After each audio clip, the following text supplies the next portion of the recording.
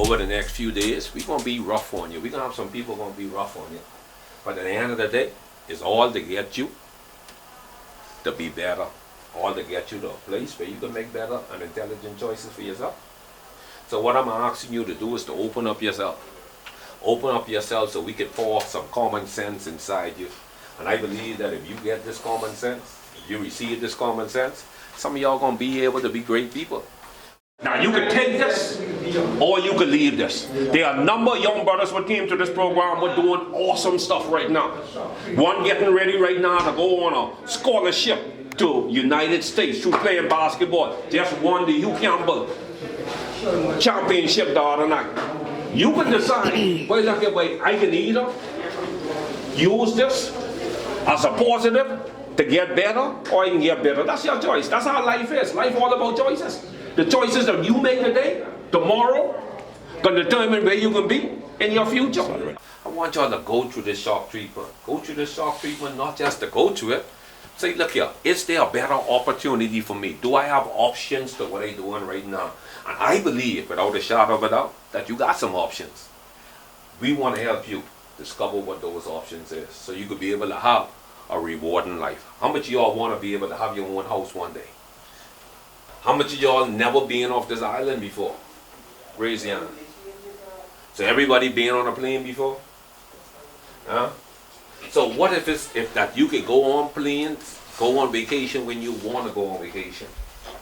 Let me tell you something, you know. It ain't where you start, you know, but where you end up. It ain't where you start, where you end up. Alright, yes, you made some bad choices in life. Yes, you didn't do some things right. Alright, let's put the brakes on. Let's shift gear and say from here on, I can do something different. Why? Because I want something different out of life. Huh? How much y'all would like to live in peace? You could go wherever you want to go, and fellas, that mean trying to like bust your head open. That'd be a good feeling, they don't lie. Huh? You know, how much of y'all right now, be honest with me, can't go where you want to go because brothers them looking to do you in? Yes, you? Who else? You? Well, let's try to change that. Let's let this be like where we could bring some of these other brothers together, and we could be able to make like some kind of peace treaty where we squash some of these things. We are too young to be able to have enemies like that, man. Shock treatment is an intervention program. It's an intervention to intervene into your situation. So at the end of the day, we present you with some positive alternatives to what you're dealing with right now. When you come in to shock treatment, you come into a family. What? Again, that choice is yours. Brothers, welcome to shock treatment. Now the journey begins.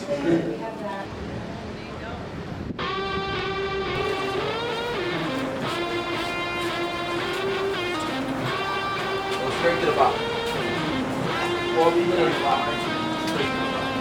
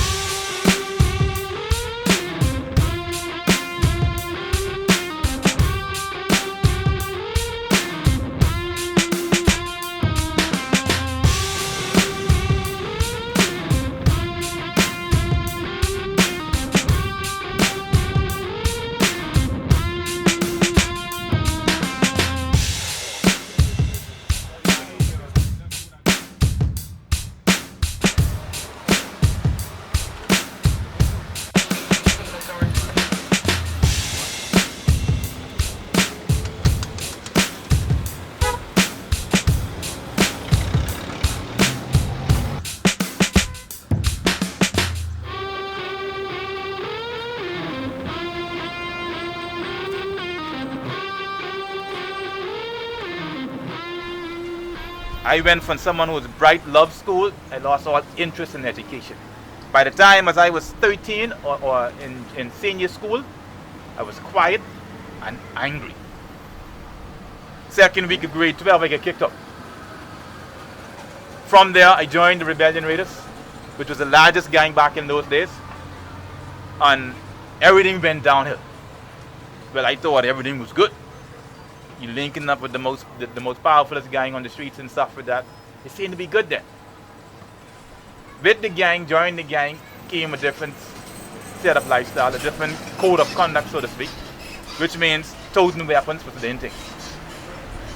And I wasn't interested in just toting a gun for the sake of toting a gun. I was interested in learning or knowing what else could I do with this gun. I just want to shoot someone for nothing. So I was interested in more or less how could I put this gun to make money. And so I started robbing. Until eventually I started robbing people on the streets, eventually running into stores, robbing stores, until one day I was out here watching an armored car vehicle. Can never forget, I was 2 blocks away with my binoculars watching them. And for 2 months I watched them. Watch everything about them. How they pull up, what they would do, everything about them I watched. I came home, and when I was driving up, I saw across the road the 2 guys who was about to do this thing with me. One of them was a getaway driver, and the other one was going to be with me on this particular scene. I parked my vehicle, got outside, and told them, give me a minute.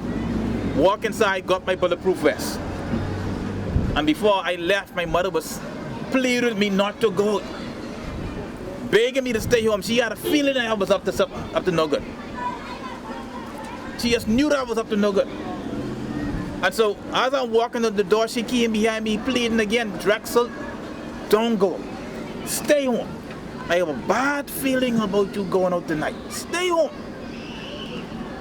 And with one foot on the outside of our front door, and I had my next foot on the inside, I looked my mother back in the eyes like, mommy, I can be back in the next half an hour to 45 minutes. Man, trust me, man. I can be right back. You see, that's how good I thought I was. That's how good I thought I was.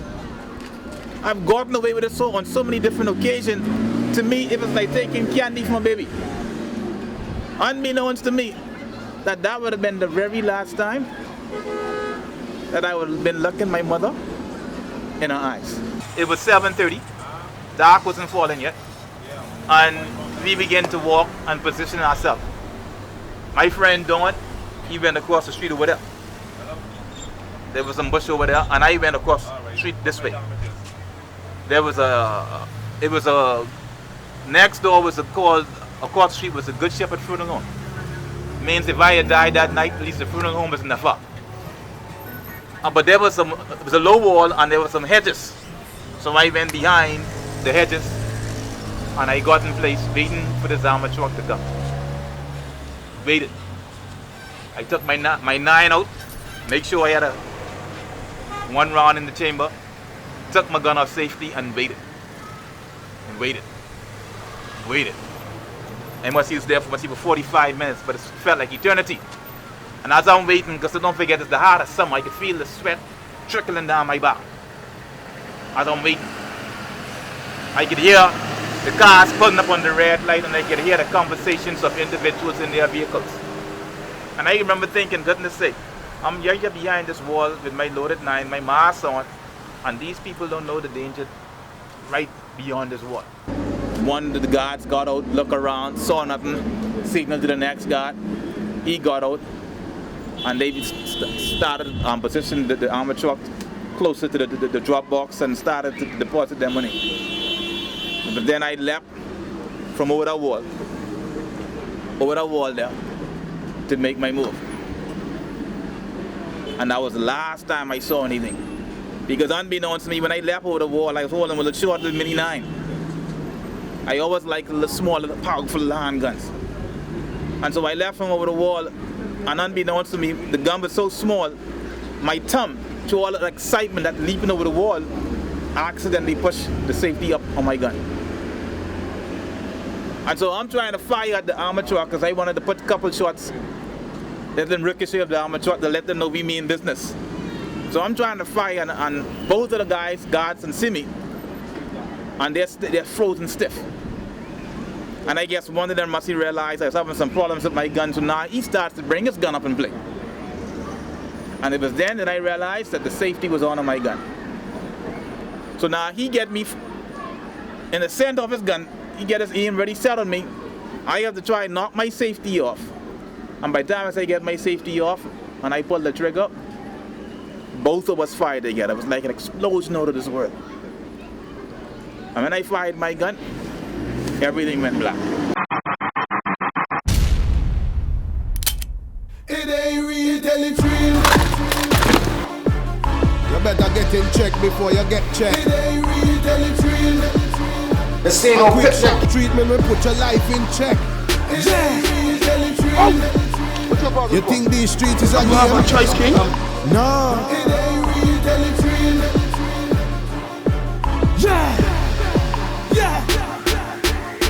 It's no game, people crying in the streets. It's real out there, bodies lying in the street. When you hear the blacker, people dying in the street. There's no reset button, no rewinding in the street. Tell it's real. See when you're done, you're done. You live by the gun, then you die by the gun. It's not real till you end up behind the wall, or you end up in the sweet by and by, no my son. Tell it's real.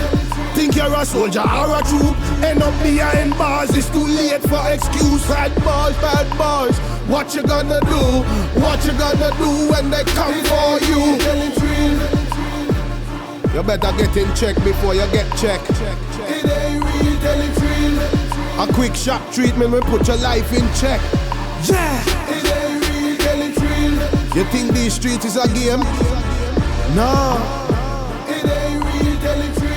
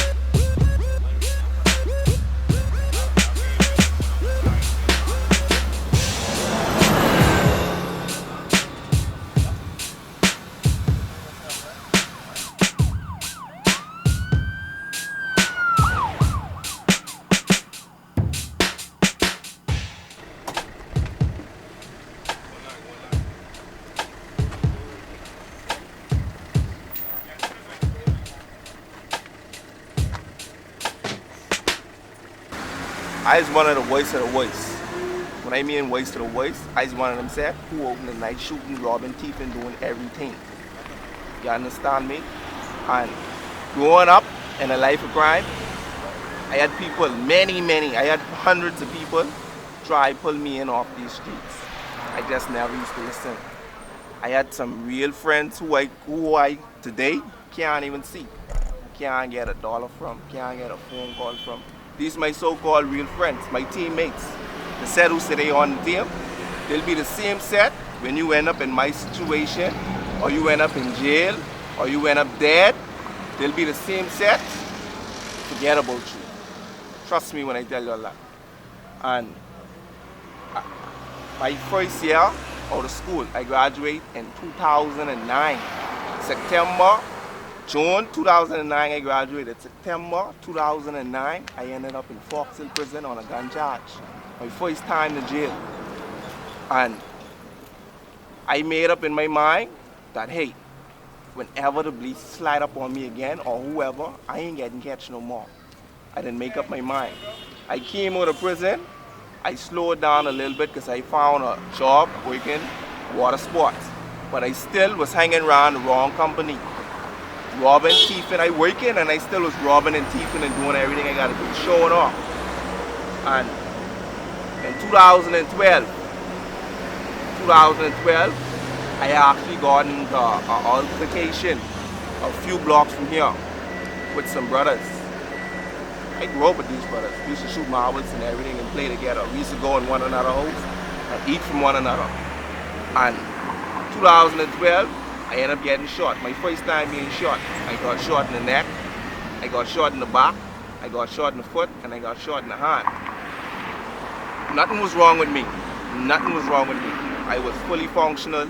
I still could have run, still could have do. I was athletic. I was strong. And I make up my mind that, hey, after I got shot, I was going to continue doing what I was doing. Last year, about around November, I was coming from home. You see where we slowed down the first time? That's where the shootout actually started. Right there where we slowed down the first time. I was coming from home. And a white Honda pulled up to me. I wasn't afraid. I was one of them guys. I stay with it. I wasn't scared. I wasn't nothing. And as the Honda pulled up, didn't know the occupants. Couldn't see no face. Couldn't see no color skin. Couldn't see anything. When I see these guys exited the vehicle, my mindset was that these guys come and they mean business. I talking about looking down the barrel. I was on the other end, looking down the barrel. And as I was holding my son at the time, because I was getting ready to take him to school. And as the fellas walked towards me, I put my son down to the ground. And I draw. And as I draw, another fella came out the shortcut. That means they was waiting on me. They actually know my route. And as he came out the shortcut, I had bullets coming from every direction. Every direction. I didn't know what to do. I didn't know what to do. I ran from where you all saw the bus slow down, came, and I ran around the same white building right there. I can remember it's clear as day. At the moment, those fellas were shooting after me. I was counting them shots like it was like time actually slowed down. You understand me? Like running from them, like time actually slowed down. I got more than 40 shots sent at me that day. I ran around this building like twice trying to get away from these fellas. The first shot I actually picked up right here in the middle of the road. That means I dodged like 40 something bullets and picked up the first shot right here in the road. Fell down, couldn't move. And as one of the fellas walked to me, I actually draw my gun. And when I draw my gun, he realized I had a gun and they ran. Now, saying this to y'all ain't gotta listen to me. As y'all could see, I confined to this wheelchair. I was athletic. I was a smart. When I telling y'all I was smart, I was a 3-point student. I just never used to listen. I was so sharp on my tongue that I could talk my way out of any situation. Real talk, I could talk my way out of any situation. And growing up, my parents, they never was there for me. And my school teachers always used to tell me, boy, you could be a leader. You could do this, why you following bad company? You see what I'm saying? Growing up, I realized that, hey, after being like this, I realized that, hey, all the wrong I did and all the stuff I did, God still had mercy. God still had mercy. He still allowed me to breathe this bit out.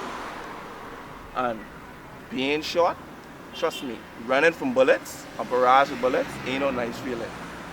Trust me when I tell you that. People counted me out.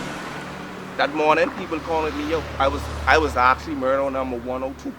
I'll never forget it. I can never forget it. And speaking to y'all ain't gotta listen to me, you know. I could see some of y'all here right now. Y'all is them kind that was actually on the path that I on, and I telling y'all now, it don't make no sense, bro. It don't make no sense at all. When you done dead and gone, or when you in jail, people tend to forget about you. You see what I'm saying? And I would like to encourage y'all and tell y'all that, hey, it don't make no sense. As y'all can see, the murder rate is climbing and climbing.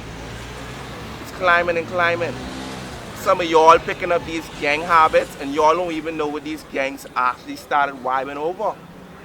If you was to hear that, hey, and start vibing over one y'all would believe something like that. Come, numerous niggas then lose their life just cause a woman. And y'all picking up these gang traits, and y'all don't even know, how these inheritance start off. You understand me? Now, y'all saying y'all riding these gangs, and when you really look at it, hey, what I actually going to go kill this one for? Think about it. Let's just sit down and think about it for a minute. Y'all picking up these gang traits, and y'all ain't actually thinking. The friends you call your friends today, Trust me, the only team with getting stronger is the Graveyard. That's the only team with getting stronger right now in the Bahamas. Look around. The only team with getting stronger is the Graveyard. From your friends here ending up in jail, all my friends, Mr. Reed can tell you all my friends I had, trust me, if one of them alive today, or one of them out here right now out of jail, I would thank God for that. All my real friends, who I used to call friends who I grew up with, shooting marbles, going shopping, doing all playing ball, if they ain't there, they in jail. I can be straight up honest. And when you choose a life of crime, it's only three things what could happen.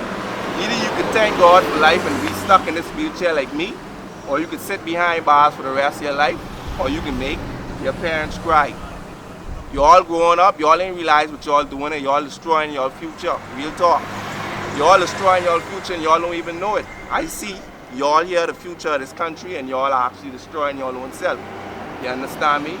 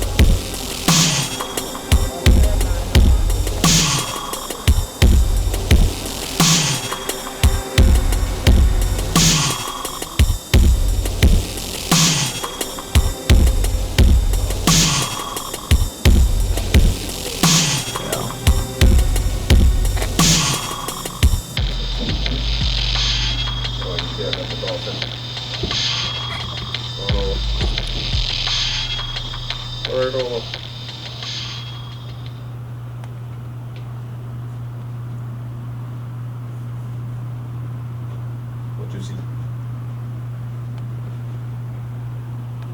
What you see? Mirror. A mirror? What in the mirror? Scary, yeah? What do you see? Hmm? You see yourself? Look at me. So let's put your name. So when all your mothers and family come in here, this is what they cry over. What your name is? We hook on. This thing with this life, you only get one of this, you know. You understand what I'm saying? When you reach inside here and you lay in here, that's real, that's it. You don't come over here and come. Look down. I'm scared to look down, isn't it? Hmm? Scared to see that bitch, eh? Huh? Yes, sir. That's the bitch you want to see? Huh?